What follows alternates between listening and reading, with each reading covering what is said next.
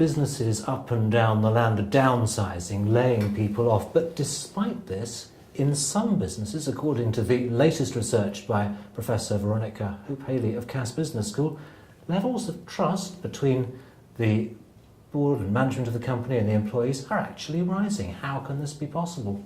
Professor Hope Hailey is here. How have these businesses achieved this? Well, it is surprising, isn't it, Alex? I mean, it's not what we expected from this research. We've looked at 14 different organisations, and to our surprise, in some organisations that were undertaking downsizing and restructuring, actually through that process, levels of trust rose in senior managers and in the business generally. These are big companies too. Well, a classic example, we looked at John Lewis Partnership, which led for the first time in its history a significant restructuring and downsizing programme.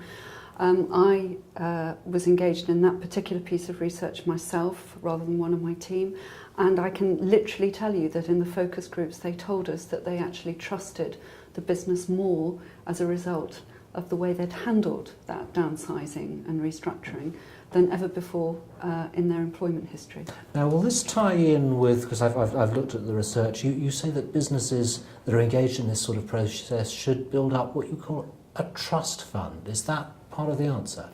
Well, yes, if you think about trust as money in the bank or as collateral, the organisations that have managed this successfully have worked on their trust relationships in the good times. So during the good times, they've invested in trust relationships that run vertically within the business, horizontally within the business, and with external stakeholders outside the business. So if you take John Lewis, works very hard with its customer groups, with the communities that it serves.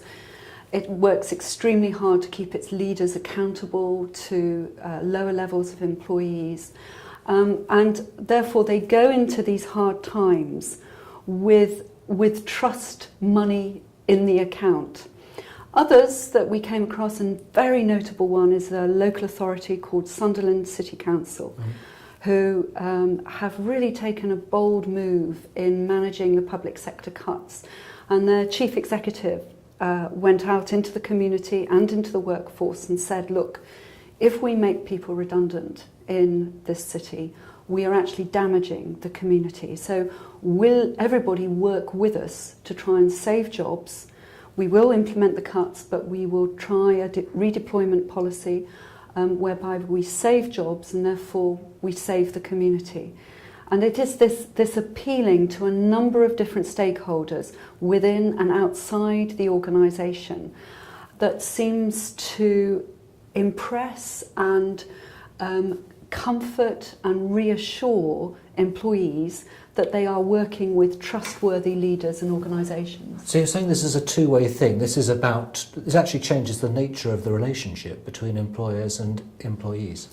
Absolutely. It changes the nature of the relationship between employers and employees in the sense that both of those organisations I'm talking about are dealing with people on an adult basis.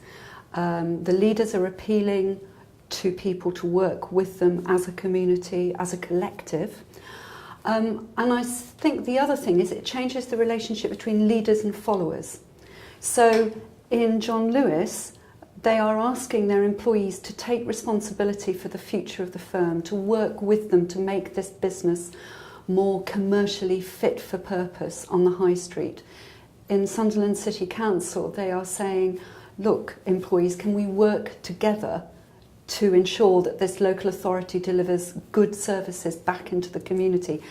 And that's one of the notable things where followers take responsibility for trustworthy relationships as well as leaders. It's a different kind of relationship to completely depending on the charismatic, all-powerful CEO or senior team. It's about saying, look, we have to work together to create good trust relationships. Innovation is a word that I saw more than once in your report. Just explain briefly why that matters so much.